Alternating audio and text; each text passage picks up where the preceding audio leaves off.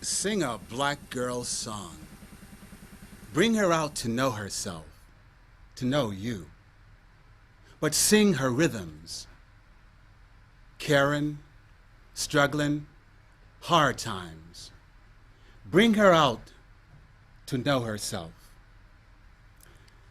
This afternoon, we're going to sing a black girl's song, which is to say, we're going to sing a black woman's song. I'd like to begin by asking you a question that has been posed to a number of the brothers and sisters who have been gracious enough to come and be a part of the Wadley conversation. I know that you travel extensively. I know that you are, for want of a better way to say it, a Renaissance woman. In your travels, one of the questions that comes to my mind is, that, and as I said before, I posed it to some of the other people who've been here, has to do with the state of black people in this country.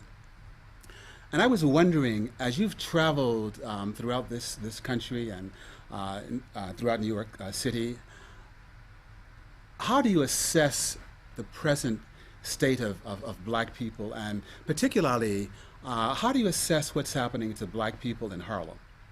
Well, first of all, I'd like to begin by acknowledging the higher force, the Creator, for giving me the strength, the wisdom, and the opportunity to be with you. And I hope that this is a very enlightening and enriching exchange. And I'm hoping to learn as much about those who are seated before me as I share some of my experiences. The question that you've asked is a very tall one. And it might take a few sessions at Wadley, but I'll try to address it the best that I can. I see that we, as people of African descent, are in a constant state of evolution, changing, adapting.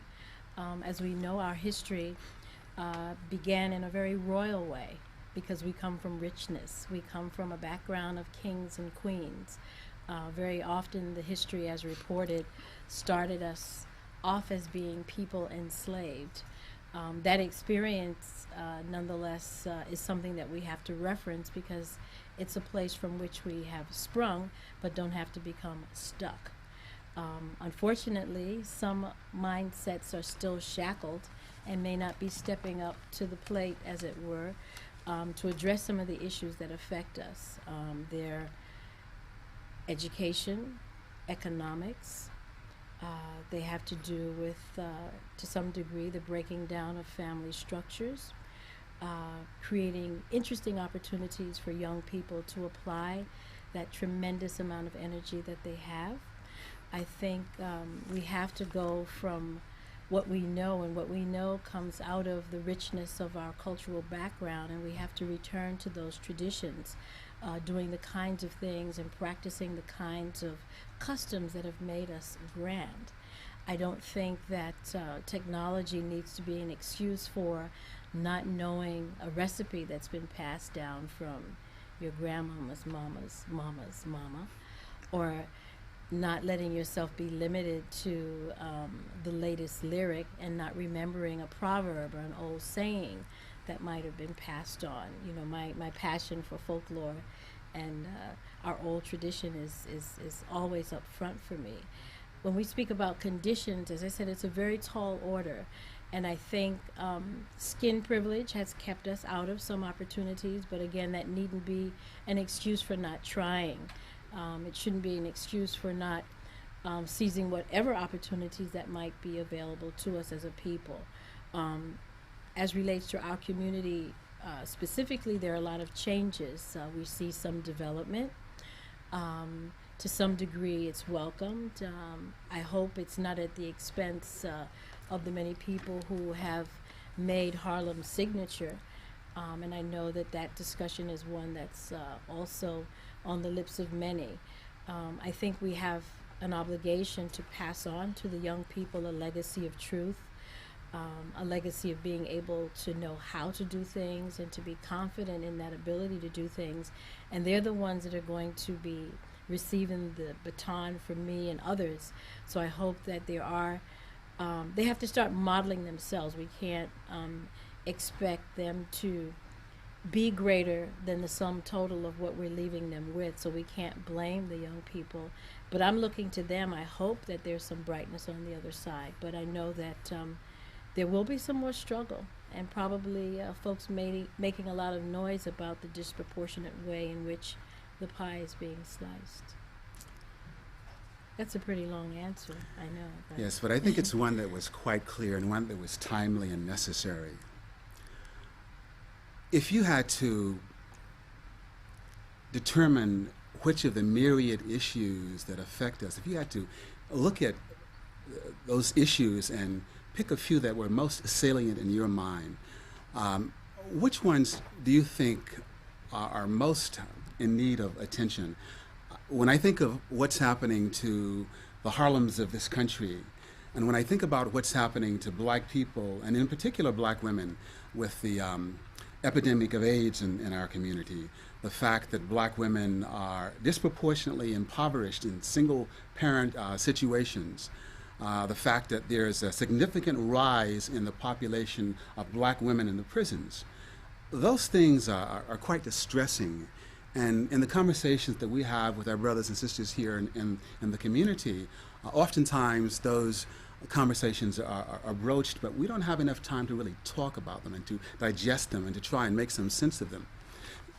So what I'm asking is, if you were to look at those issues, and there are many, are there any that are most salient in your mind insofar as needing a great deal of immediate attention?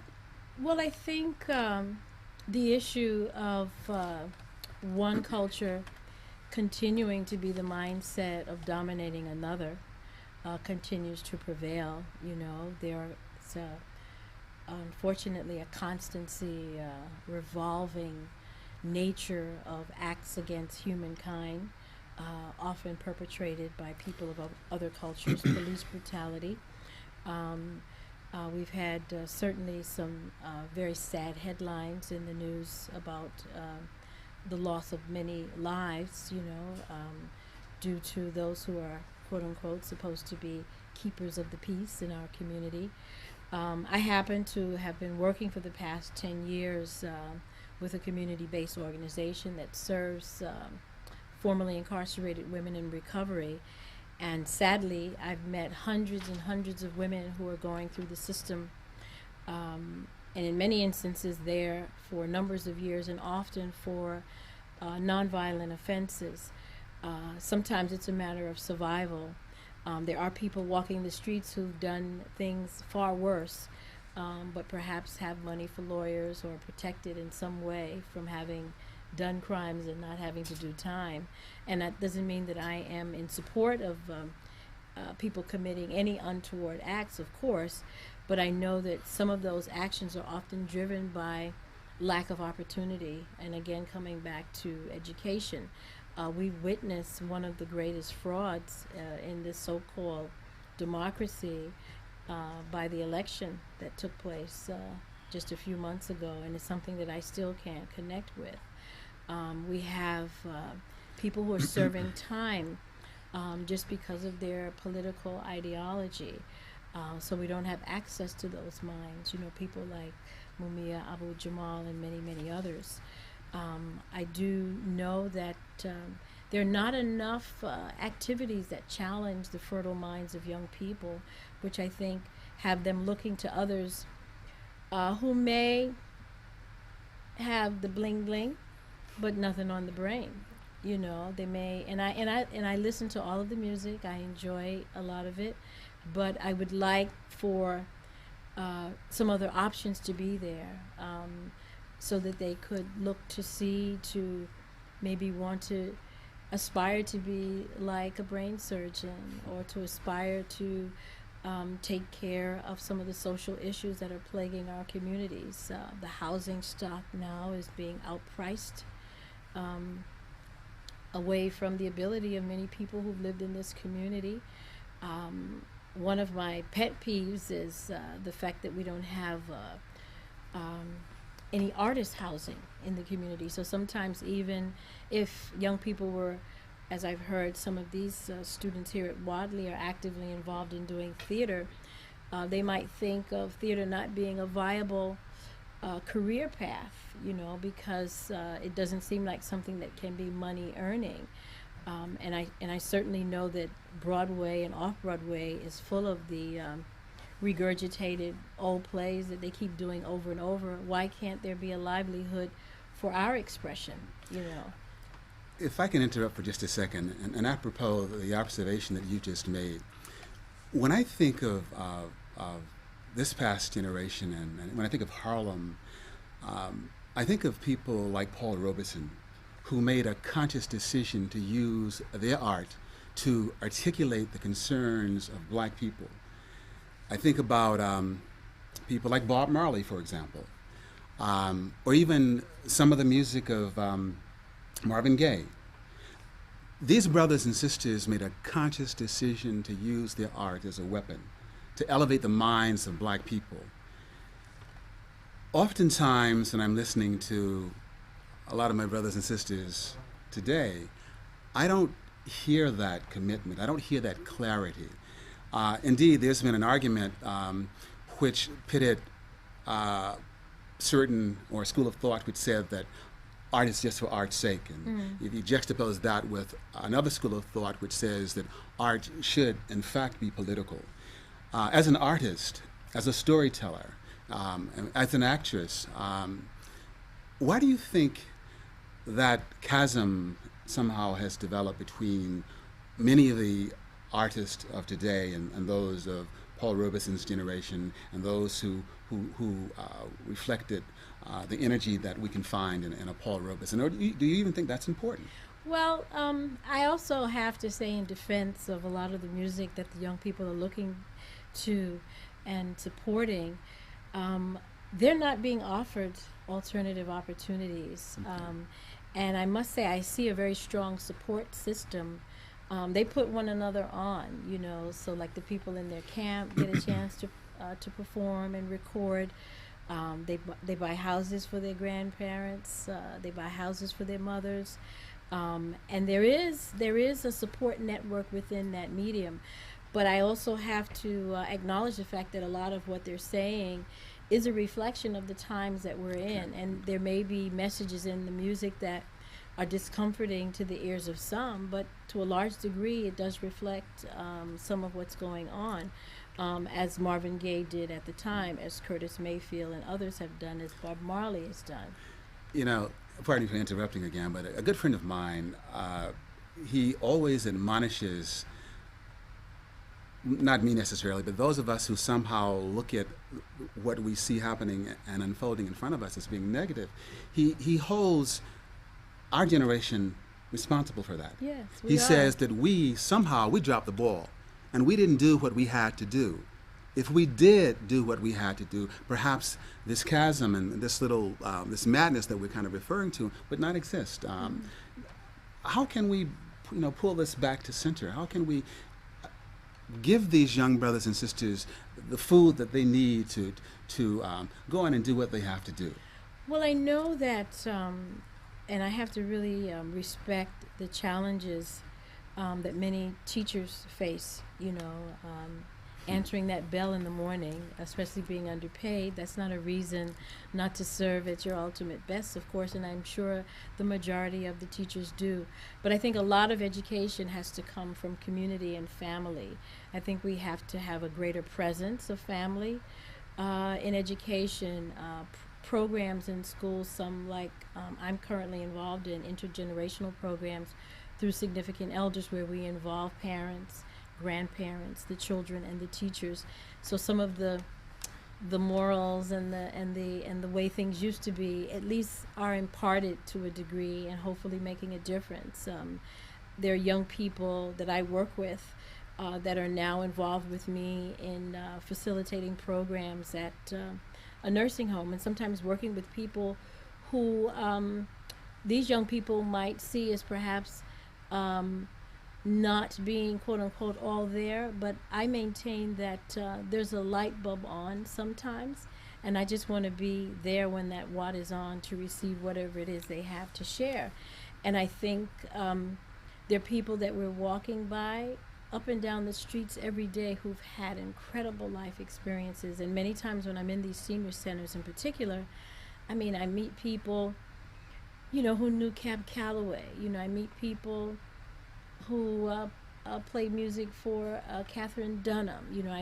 I met a man who used to be part of the Negro League. So I think programs have to uh, have a kind of outreach that brings what might appear to be disparate groups together at whatever age, because this can happen with elementary, junior high school, and high school students. I think the learning has to happen outside of the classroom as well, and maybe starting to move away from, standardized tests are important, but life is more important, and I think people need to be given opportunities where their common sense skills can be more developed. I think that would make a big change. That's one of the things we've tried to do with the SOAR program. We'd like to get into aspects of your life dealing specifically with art. But these young brothers and sisters are here because they're hungry for what you have to say. And I'm going to try and restrain my impulses to ask you further questions and give them a chance to do that. But before I do, I'd like to know, philosophically, how do you approach your work as an artist? Do you have affinity for Paul Robeson's perspective and the perspective of, and I surmise that you do, but I'd like them to hear this. Do you have affinity for the perspective that Bob Marley may have had, Bob Marley had, or do you think that it's just a Eurocentric idea or ideal, and we can just play with art and not have any real substance and any real meat to it? Well, I'm a vegetarian, so I wouldn't have that element at all. Anyway, It's not the best metaphor. I think, there's so much that has been done already, a lot that has been expressed.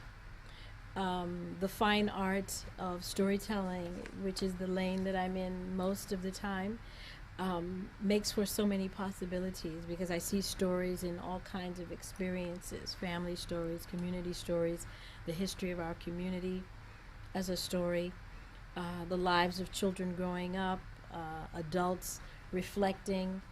So in terms of the art, I'm influenced by so many things, music, dance, the visual mediums in all of its forms, and art in all of its shapes and forms. So I don't align myself, to any one particular stream. I work with the deaf community, so sign language becomes an art for me. I find many different forms. I'm not an artist that seeks approval, and consider myself to be independent and sure and confident enough in myself to develop and design the kind of programs that I like to work in. And that's what I've been lucky, or I wouldn't say lucky, blessed with being able to do. Seeing a need to address communities that are often overlooked by arts programs is why I've found myself increasingly more involved with seniors.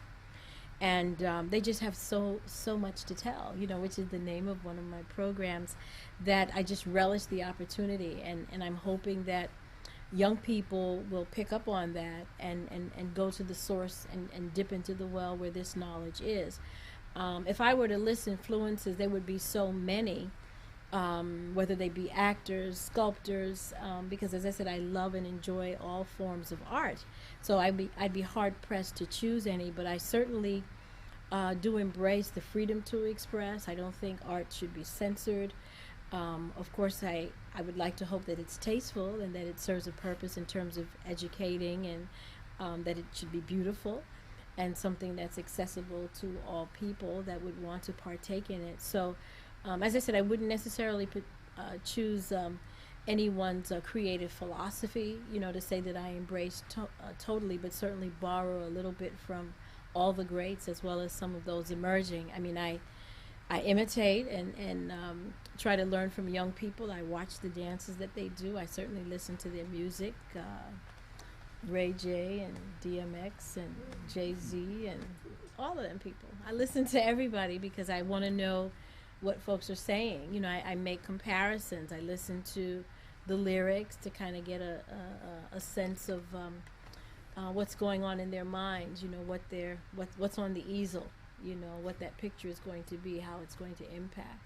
I study media and have for a long time. I've been involved in independent radio for many, many years because we can have a better opportunity to put a real spin and turn on the things that matter to us. So it's kind of really broad, you know. And I'm always like, you know, if I were to use a metaphor of picking apples, just looking for the one that's ripe. Okay, thank you. We'd like to give young brothers and sisters assembled here a chance to ask you some questions before we continue. I think Naomi's raised her hand first, so would you like to ask the first question, Naomi? This young lady, as I mentioned earlier, is a phenomenal actress, storyteller also. In fact, she and the young lady seated behind next to Michael were representatives in the New York City storytelling competition a couple of years ago. And she's blossomed into an actress of some with a very unique and incredible voice. Good. Naomi. Do you think excuse me, do you think that young people today are discouraged to do what they want to do because of what other people might think of them? I think that may have some impact, yes. But I see the young people now are a lot more daring. When I say that, I know that because of some of the challenges. I mean, if you talk to older people, particularly those who have evolved in and around the civil rights movement, they might say that the particular time frame in which they were coming of age and growing up into adulthood was very, very difficult because of the high degree of racism. Racism has just put on a different kind of hat, so it's still here. And I'm sure you find that when people are job seeking or in other situations, and just how people treat one another. But I think your drive and desire to do what it is you really have a passion for is what should be your motivation. As long as it feels right in your heart and you're not offending anyone by it, and you're certainly not doing anything that is going to bring you shame or disgrace, you know, I would say go for it. If your choices are things that you may have to go into council or committee with family or even peers, you have to come out of a session like that feeling that you are empowered enough to make a choice that's good for you, because I would think that you wouldn't want to settle for anything less than the best. Thank you. Lachey, did you have? Okay, good. Lachey is also a young lady that bears watching. Yeah. I have two questions. Okay. All right. How do you feel about women today in our society? Do you feel that we, as women, do we set our standards and our goals high, or, you know, do we discriminate ourselves? Well, I do know that as I look in this room and as I see young people, as I move about, there is now, I think more than ever, a greater focus on appearance. We always look good as a people, but I see another level of care. If you look at dress styles, I see a lot of innovation in the way of appearance, in terms of women coming into their own, in terms of being independent. I guess if you listen to, I dare not forget their names, Destiny's Child, or any of the music that I guess some of you may like, if you're not tired of them by now, are saying things about independence and having your own. And I think even some of the others have had songs like that.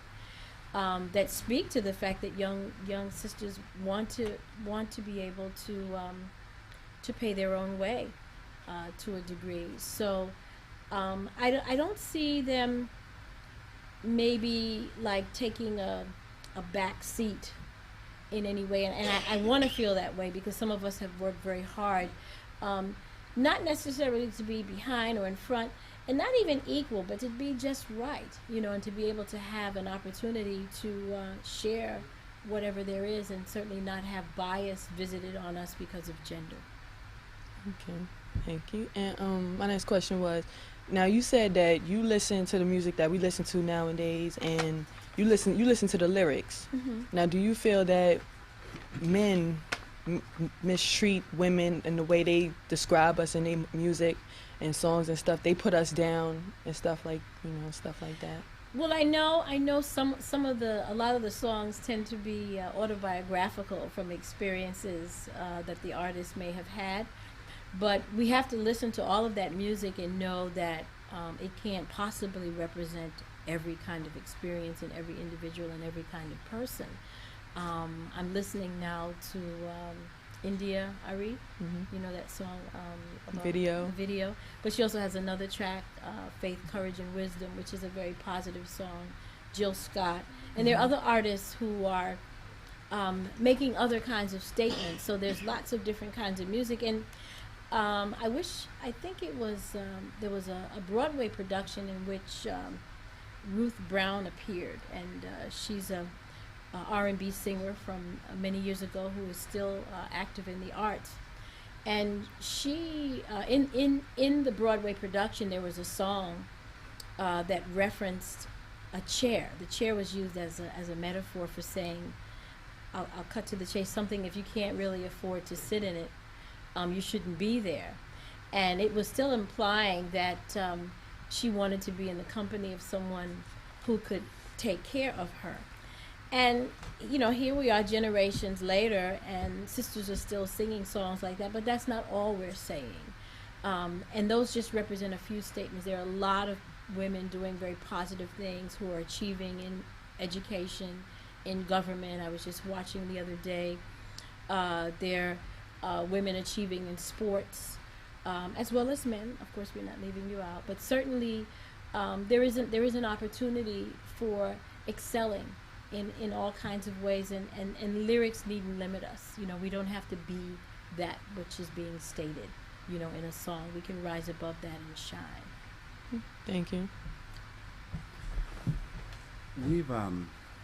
We've had an occasion to talk to a number of brothers and sisters who've sat in that very chair and have had much of substance to say. It's been provocative, it's been informative, it's challenged us. So we're pleased that we can have these kinds of conversations and that you're gracious enough to be here. And while the next young person comes forward, I'd like to ask you, as a Harlemite, as a Harlem resident,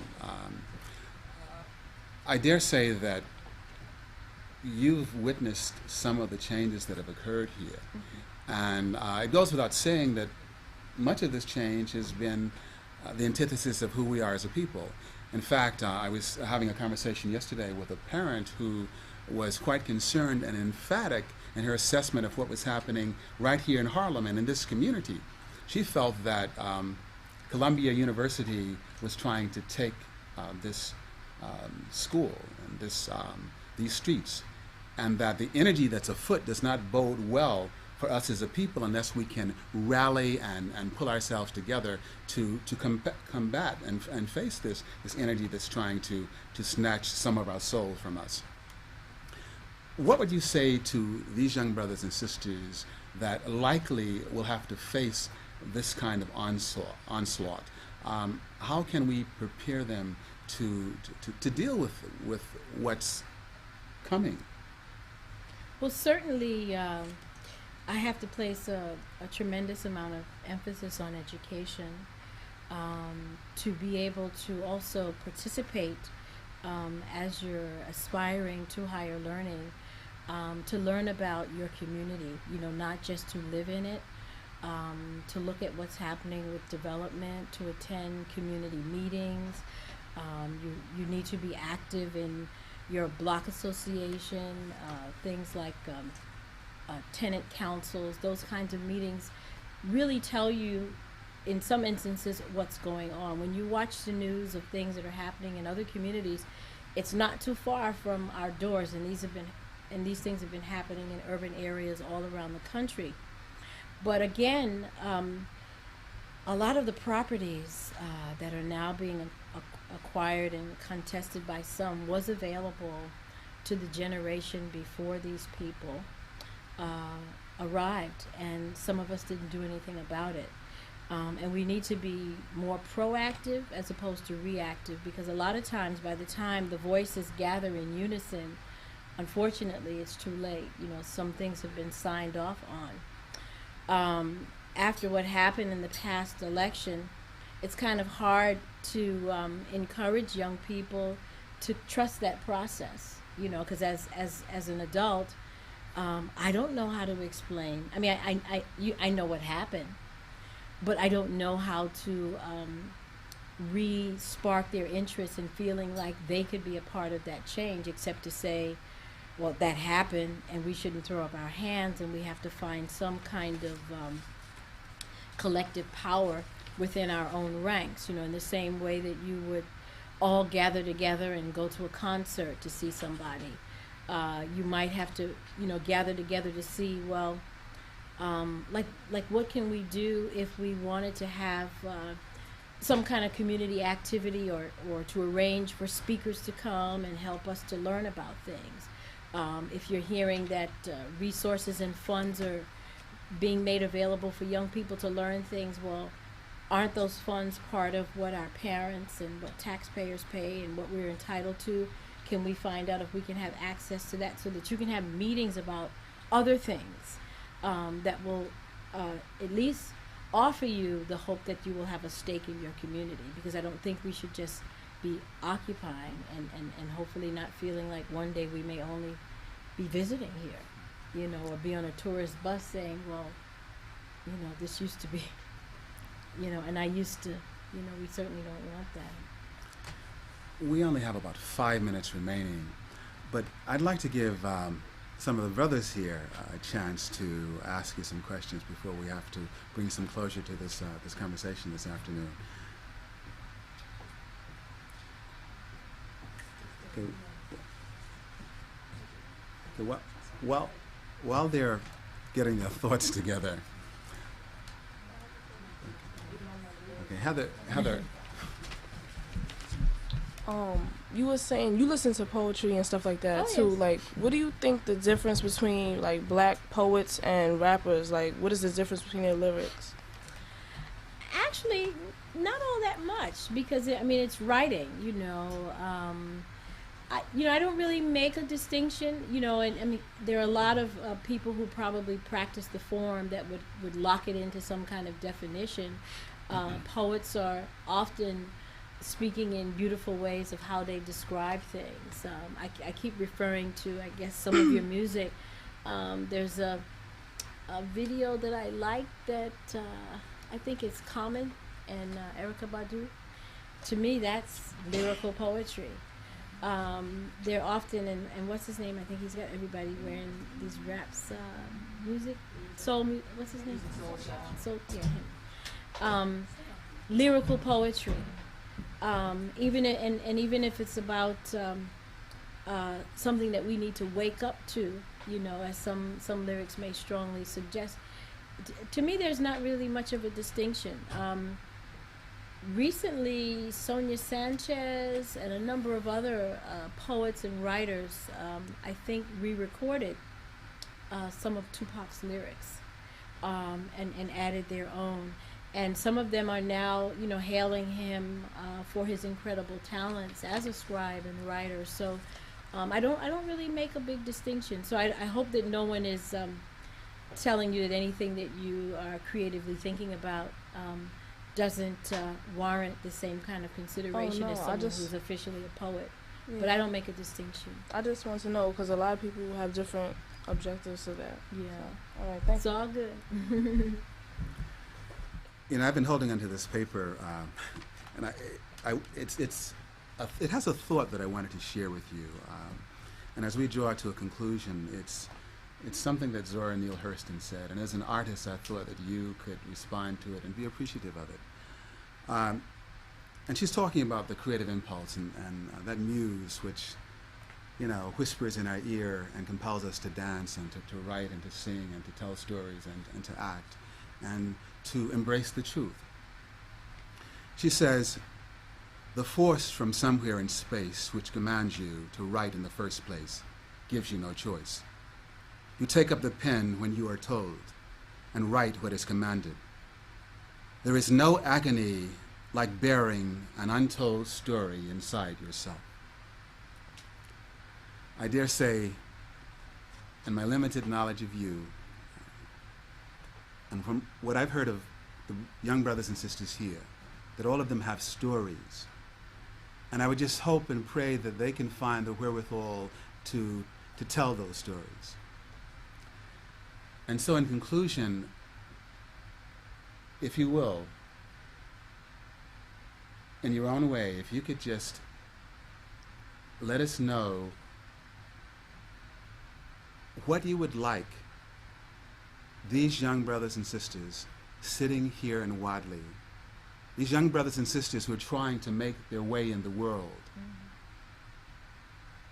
what can you say to them that will encourage them to keep on keeping on?